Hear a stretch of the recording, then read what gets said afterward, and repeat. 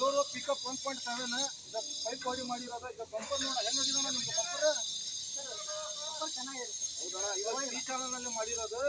ಇದು ಎಲ್ಲ black paint ಹೊಡೆದಿ ಎಲ್ಲ ಕ್ವಾಲಿಟಿದ ಪೇಂಟ್ ಕೊಟ್ಟಿರೋದು. ಇದು ಬಾಲ್ ಸಮೇತ ಹಾಕ್ಬಿಟ್ಟಿವಿ. ಈ ಕಡೆ ಬರೋಣ.